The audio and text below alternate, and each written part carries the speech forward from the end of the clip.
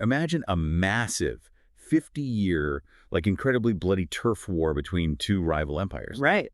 You probably assume a conflict of that scale started over something monumental, Mm. like a fight for ultimate control of territory or some unforgivable insult to their leadership. Yeah, you'd think there's some grand ideological divide. Exactly. But for you listening today, what if I told you the entire thing, like decades of violence and bombings, was actually sparked by one guy's desperate, cowardly lie just to save his own skin? It's crazy. That is the paradox at the heart of what we are looking at today. Because when we talk about outlaw motorcycle clubs, the prevailing public image is built entirely on this impenetrable code of silence. Right, the absolute loyalty to the Brotherhood. Exactly. But the reality of human self-preservation often shatters that mythology in just spectacular ways. And that shattering is basically the mission for this deep dive. We are tracing the origins of the infamous half-century war between the Hells Angels and the Mongols, and we are tracking it back to a single man. It's a wild story. It really is. Our roadmap for this comes straight from the official website of Edward Winterhalter, who is a former outlaw biker who successfully transitioned into an author and television producer. Super interesting guy. Yeah, and specifically, we are exploring the true story he lays out in Chapter 1 of his October 2025 book, A Wild Ride in the Fast Lane. It's a brilliant focal point, because it strips away the generalized history of biker conflicts. It drills down into the specific mechanics of how a war actually starts. Yeah. We aren't just looking at the fallout. We are examining the exact moment the fuse was lit and, how the infrastructure of the biker community allowed one man's betrayal to remain hidden for decades. Right, so we need to go back to the environment where that fuse was lit, which is California, late 1970. Okay. There's this man named Chester Maurice Green who goes by the road name Festus. He gets his full patch. He becomes an official, recognized member of the Hells Angels in their Richmond charter. Yeah, a huge deal in that world. But he barely gets a chance to break in his new colors before he just completely destabilizes his own life and the club. And the timeline here is incredibly compressed. Green gets his patch on December 28th. By January 15th, 1971, he is already bringing 2 potential recruits to the club's El Sobrante clubhouse. Just a few weeks later? Right. And these are guys he brought all the way from Augusta, Georgia, 24-year-old Thomas Big Tom Shull and 30-year-old Charlie Baker. Okay. The context of this meeting is really crucial because Friday nights at the clubhouse were ostensibly about seeing if new guys fit the culture. But the culture that night was completely submerged in heavy narcotics. Oh, absolutely. The sources note there was just a massive amount of LSD and cocaine flowing through the room. They were even secretly slipping LSD tablets into Baker's coffee. Which is just insane. Right. You take a high-stakes environment where men are trying to prove their toughness, and you flood their nervous systems with psychedelics and stimulants. It's basically a recipe for total paranoia. And that paranoia weaponizes the group dynamic. So by Saturday morning, the existing members start taunting the 2 recruits. Right. In a normal setting, this might just be a standard hazing ritual, a dominance play to test the newcomer's resolve. But under the influence of those drugs, the psychology shifts from hazing to a genuine perceived threat. Yeah, the wires get completely crossed. Exactly. And Shull, the younger recruit from Georgia, is a really large, physically imposing guy. He panics at the taunting and lashes out. The sources say it took 4 members just to hold Shull down, and the escalation from there is horrifying. It really is. They subject him to a 2-hour beating. They even try to physically force 20-seconal tablets, which is like a powerful sedative, down his throat to knock him out. Yeah. But he spits them out. Wow. And at one point, fighting for his life, Shull bites the finger of a member named William Bill Moran. Ultimately, Shull doesn't survive the beating. That's awful. Yeah. And this is where the logic of the men in that room shifts from drug-fueled chaos to cold, ruthless calculation. Okay, let's unpack this. Because they realize they have crossed a line they can't uncross, Shull is dead on the floor, and sitting right there is his friend, Charlie Baker. Right, who didn't even do anything. Exactly. Baker hasn't attacked anyone. He hasn't done anything wrong. But in the brutal arithmetic of an outlaw club trying to avoid a murder charge, innocence doesn't matter. Baker is a liability. He is a loose ends. So Moran strangles him simply for being in the room. They basically manufacture a double homicide out of a hazing ritual. God. But killing them creates an immediate logistical nightmare. You have 2 bodies inside a suburban clubhouse. which leads to a cover-up that completely exposes the sheer panic behind their tough exteriors. They are so out of their depth that they actually have to call senior figures in the Oakland Charter, including the infamous Sonny Barger. Wait, they had to call for help? Yeah, just to ask for instructions on how to get rid of the bodies. Wow. If the club went to such horrific, calculated lengths to hide these bodies, how did Chester Green manage to slip away from the legal fallout? Well, the physical reality of moving those bodies is gruesome because rigor mortis has already set in. By the time they get their instructions, the victims' bodies are completely stiff. Oh, man. Yeah. To fit them into the trunk of Chester Green's Cadillac, the members have to physically break the dead men's arms. That is dark. Like a dark Greek tragedy where the characters' attempts to hide their fins just guarantee their doom. That's a perfect analogy. They load them up, drive out to a remote ranch in Ukiah, and dump both naked bodies into a 40-foot well that's half filled with water. It feels like watching a homeowner try to fix a tiny leak by smashing the main water pipe with a sledgehammer. They think they are burying the problem, but they are actually planting the seeds of their own destruction. Because in any conspiracy involving that many people, someone always talks. The structural flaw in their cover-up wasn't the depth of the well, it was the people in the room. Right. Another member present that night, William Pfeiffer, who is known as Whispering Bill, decides to break the code of silence. But his motivation isn't a sudden burst of civic duty. Pfeiffer is dying of throat cancer. Ah, he's looking at his own mortality. Precisely. When a man knows he has only months to live, the threat of club retaliation loses all its power. He has nothing left to fear from the Brotherhood, and perhaps he has this massive weight on his conscience. Makes sense. So by late 1971, Pfeiffer becomes a confidential informant. He feeds law enforcement the entire story, and by September 1972, he physically guides investigators to that specific well in Ukiah. So the authorities pull the bodies out, and the entire house of cards collapses. Yep. On Halloween, October 31st, 1972, the police sweep in and arrest the members involved, including Chester Green. Which makes me wonder, if the authorities have the bodies, they have the informant's testimony, and they have Green dead to rights for his involvement, how does he avoid spending the rest of his life in a concrete box? He does exactly what Pfeiffer did, but for the opposite reason. Pfeiffer talked because he was dying. Green talks because he wants to live. Wow. The moment Green is in custody, the omerta, that sacred outlaw code, just evaporates. He strikes an immunity deal. He goes in front of a grand jury, lays out the entire sequence of events, and agrees to testify in open court against his own brother in the club, Bill Moran. The ultimate betrayal. Yes. The prosecutor on the case, Tom Watrous, later admitted that giving Green immunity was purely a protective measure. If Green went to state prison after testifying against the Hells Angels, he wouldn't survive the week. No way. So his charges are dismissed entirely so he can stay on the street, provided he leaves the area. So in the summer of 1973, Green packs up and heads south to Los Angeles. But here is where his psychology totally baffles me. How so? Well, if I have just snitched on the most notorious motorcycle club in the world, I am changing my name, moving to a farm in Nebraska, and never looking at a motorcycle again. Right, that would be the logical move. But Green doesn't do that. He stays deeply entrenched in the biker world. He and his half-brother, Dixon Bud Graham, start an entirely new motorcycle club in L.A. called the Scavengers. Green even gives himself a new road name, Chief. What's fascinating here is it really speaks to how institutionalized he was in that subculture. Some men simply cannot operate outside of the hierarchy and the respect that a three-piece patch demands. Yeah, he needed a lifestyle. Exactly. But the presence of the Scavengers quickly attracts the attention of a massive, rising power in Southern California, which is the Mongols. And this is where the mechanics of club expansion come into play. The Mongols decide to patch over the Scavengers. Okay, explain that mechanism for a second, because patching over sounds simple, but it has huge political implications in that world, right? Oh, massive. Think of patching over like a corporate acquisition.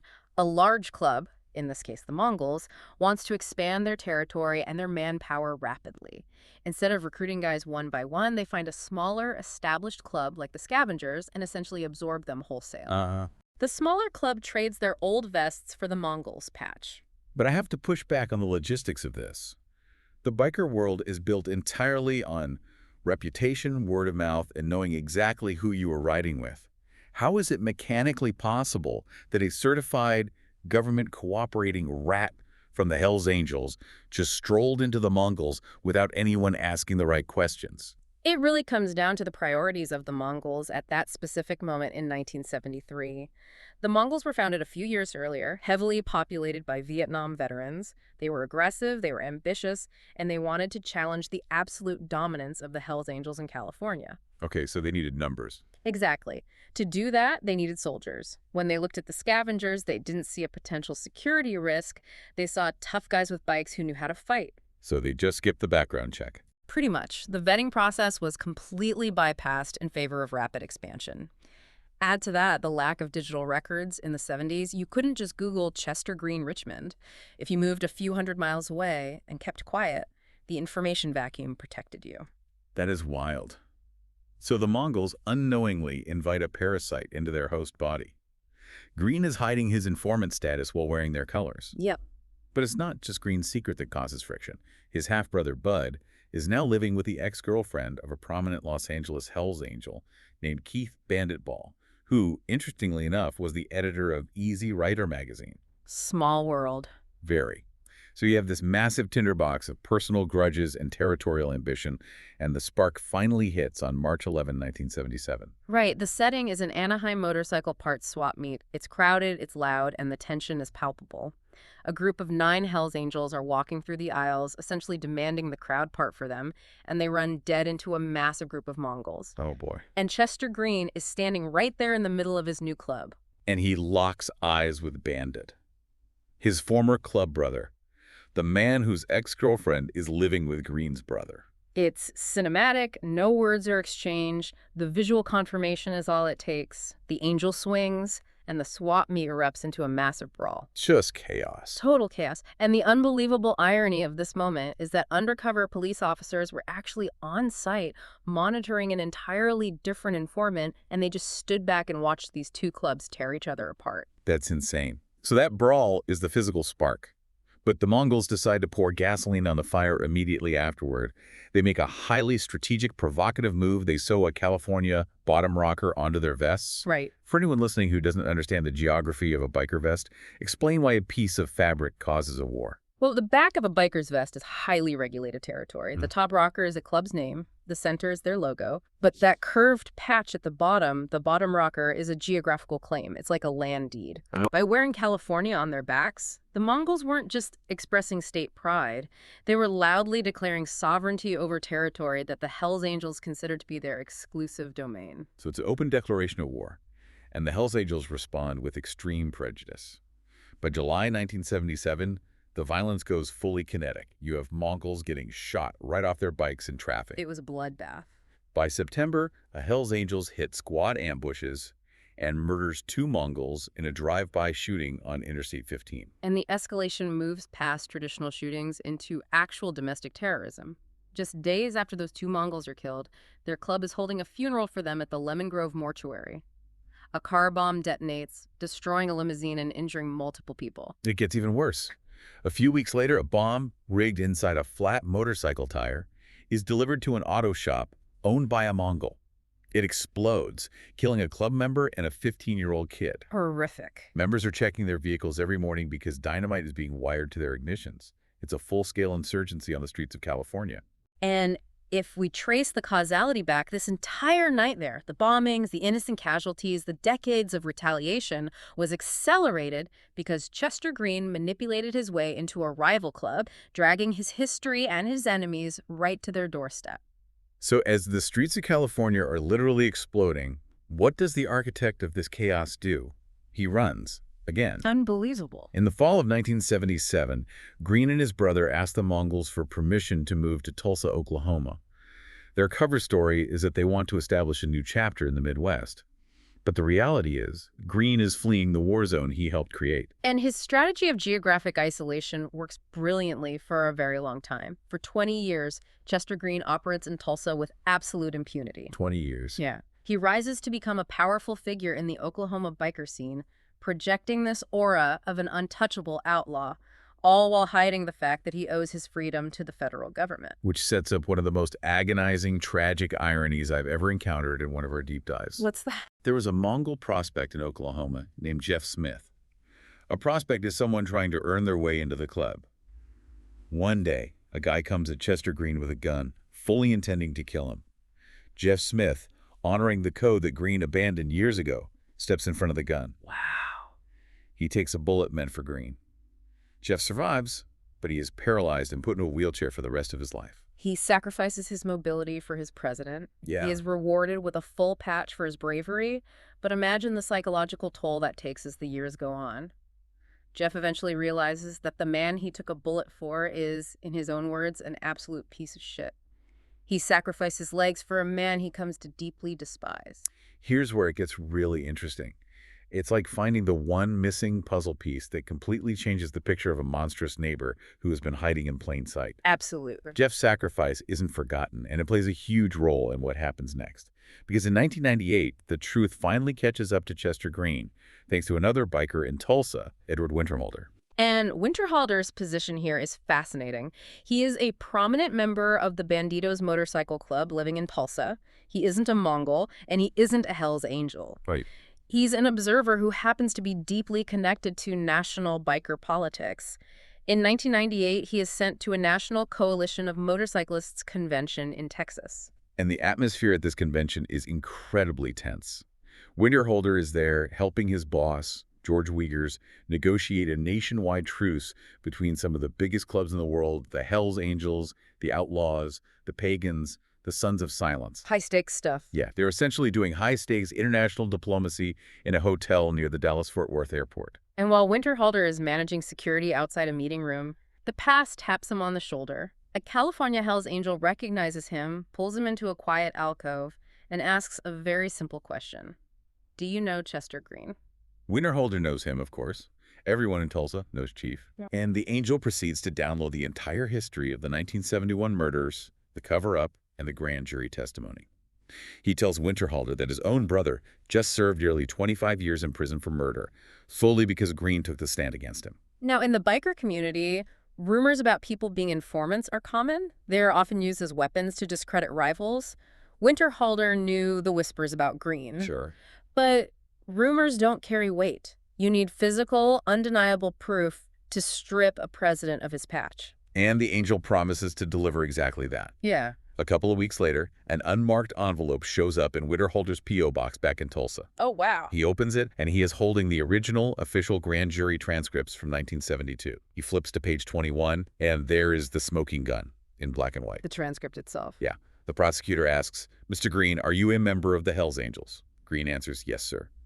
Do you recall the date you became a member? December 28th, 1970. If we connect this to the bigger picture, what Winterhalter does with this document is a brilliant lesson in tactical dismantling. He doesn't go to Green's house with a weapon. He doesn't initiate a violent confrontation. Right. He weaponizes the bureaucracy of the court against Green. He takes the transcript straight to Jeff Smith, the paralyzed Mongol who took a bullet for Green. You can only imagine the bitter vindication Jeff must have felt reading the words of the man who ruined his life. Must have been intense. Together they make 50 copies of the transcript.